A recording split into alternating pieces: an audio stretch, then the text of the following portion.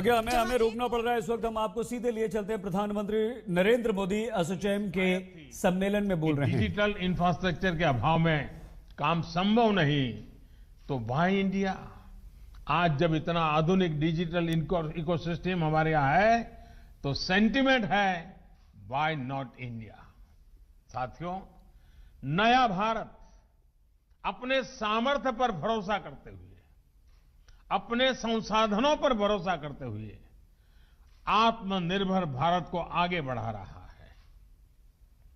और इस लक्ष्य की प्राप्ति के लिए मैन्युफैक्चरिंग पर हमारा विशेष फोकस है। मैन्युफैक्चरिंग को बढ़ावा देने के लिए हम निरंतर रिफॉर्म्स कर रहे हैं। रिफॉर्म्स के साथ साथ रिवॉर्ड्स को आज देश की नीति का अहम माध्यम बनाया गया है। पहली बार 10 से ज्यादा सेक्टर्स को एफिशिएंसी और प्रोडक्टिविटी आधारित इंसेंटिव के दायरे में लाया गया है। मुझे खुशी है कि बहुत कम समय में ही इसके पॉजिटिव रिजल्ट भी देखने को मिल रहे हैं। इसी तरह बेहतर कनेक्टिविटी, बेहतर सुविधाएं और लॉजिस्टिक को कॉम्पिटिटिव बनाने के लिए चल रहे सब प्रयास भी इंडस्ट्री के लिए रिवॉर्ड ही है। हमारे लाखों एमएसएमईज के लिए, चाहे उसकी परिभाषा को बदलना हो, क्राइटेरिया में बदल लाना हो, सरकारी कॉन्ट्रैक्ट्स में प्रायोरिटी हो, या फिर लिक्विडिटी से जुड़ी समस्याओं का हल करना हो, ये भी बहुत बड़ा प्रोत्साहन ही है। साथियों, देश आज करोड़ों युवाओं को अवसर देने वाले एंटरप्राइज और वेल्थ क्रिएटर के साथ है। आज भारत के युवा इनोवेशन के स्टार्टअप दुनिया में अपना नाम बना रहे हैं। सरकार की एक एफिशिएंट और फ्रेंडली इकोसिस्टम बनाने के लिए निरंतर कोशिश जारी है। अब एसोचैम जैसे एसोसिएशन को, आपके हर मेंबर को भी ये सुनिश्चित करना है कि इसका लाभ लास्ट माइल तक पहुंचे।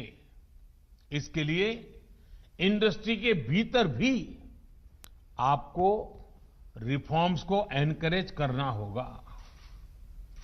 जो बदलाव हम अपने लिए देखना चाहते हैं, वही बदलाव हमें अपने संस्थानों में भी करने होंगे।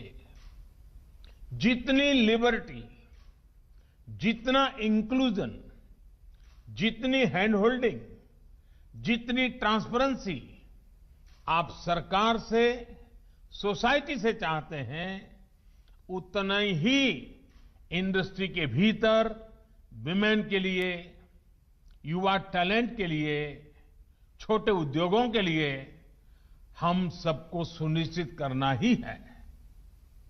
हमें कॉरपोरेट गवर्नेंस से लेकर प्रॉफिट शेयरिंग तक दुनिया की बेस्ट प्रैक्टिसेस को जल्द से जल्द अपनाना होगा। प्रॉफिट सेंट्रिक अप्रोच के साथ ही हमें उसे पर्पज ओरिएंटेड भी बनाएंगे, तो सोसाइटी के साथ ज्यादा इंटीग्रेशन संभव हो पाएगा। साथियों, आपसे बेहतर ये कौन समझ सकता है कि ऑनेस्ट ओपिनियन का बेहतर डिसीजन मेकिंग में कितना बड़ा रोल होता है। कई बार हमें लोग मिलते हैं, कहते हैं कि ये शेयर बढ़िया है, ये सेक्टर बढ़िया है, इसमें इन्वेस्ट कर दो। लेकिन हम पहले ये देखते हैं कि वो सलाह देने वाला, तारीफ करने वाला खुद भी उसमें इन्वेस्टमेंट कर रहा है या नहीं कर रहा है। यही बात इकोनॉमीज पर भी लागू होती है। आज इंडियन इकोनॉमी पर दुनिया को भरोसा है, इसके प्रमाण है। पैंडेमिक के दौरान जब पूरी दुनिया इन्वेस्टमेंट के लिए परेशान है, तब भारत में रिकॉर्ड एफडीआई और पीएफआई आया है। दुनिया का ये कॉन्फिडेंस नए स्तर पर पहुंचे, इसके लिए डोमेस्टिकली भी हमें अपने इन्वेस्टमेंट को कई गुना बढ़ाना है। आज आपके पास हर सेक्टर में इन्वेस्टमेंट के लिए संभावनाएं भी हैं और नए अवसर भी हैं। साथियों, निवेश का एक और पक्ष है जिसकी चर्चा आवश्यक है। ये है research and development, R&D। R&D पर होने वाला निवेश। भारत में R&D पर निवेश बढ़ाए जाने की बहुत जरूरत है। अमेरिका जैसे देश में जहां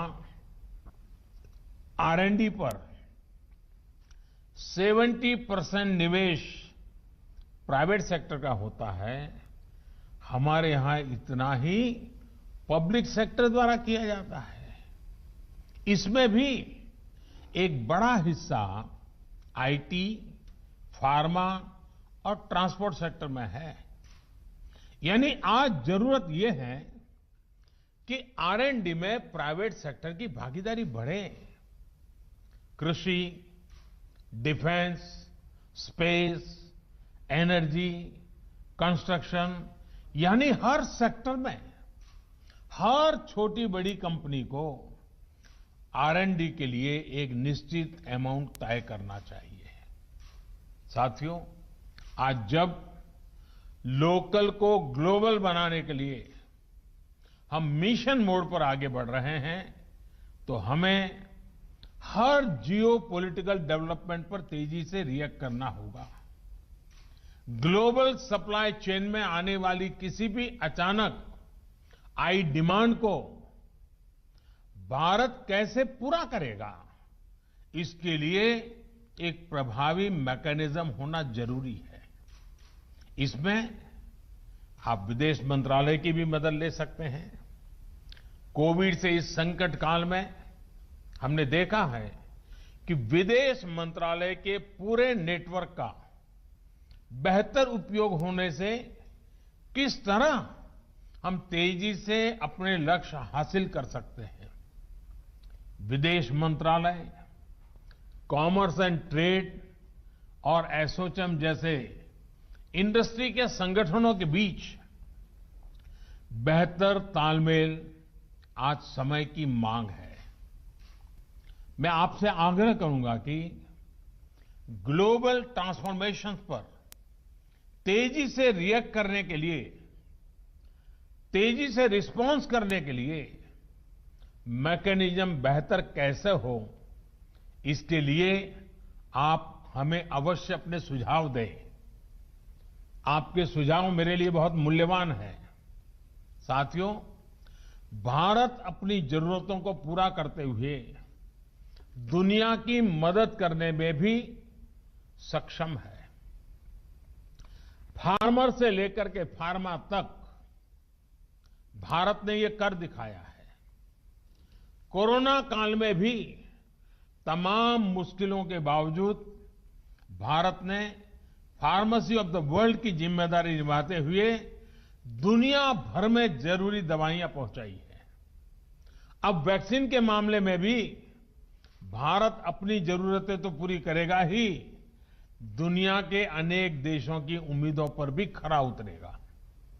साथियों, रूरल और अर्बन डिवाइड को कम करने के लिए जो प्रयास सरकार बीते 6 सालों से कर रही है, इंडस्ट्री उन प्रयासों को मल्टीप्लाई कर सकती है। एसोचैम के मेंबर्स हमारे गांव के प्रोडक्ट्स को ग्लोबल प्लेटफॉर्म देने में बहुत मदद कर सकते हैं। आजकल आप देखते सुनते होंगे कि कोई स्टडी आ गई कि इस चीज में बहुत प्रोटीन है, ये बहुत प्रोटीन रिच है, तो लोग उसे खाना शुरू कर देते हैं। हम उसे इंपोर्ट करना शुरू कर देते हैं। हमें पता तक नहीं होता है कि हमारे घर में, हमारे टेबल पे, हमारी थाली में किस प्रकार से विदेशी चीजें घुस जाती है। हमारे यहां देश में ऐसी ही चीजों का कितना बड़ा भंडार है और ये भंडार देश के किसानों के पास है, देश के गांवों में है। हमारी ऑर्गेनिक फार्मिंग, हर्बल प्रोडक्ट्स, ऐसी बहुत सी चीजें हैं जिन्हें एसोचैम द्वारा प्रमोट किया जाना चाहिए। दुनिया के बाजार में भारत की पैदावारों का डंका बजना चाहिए।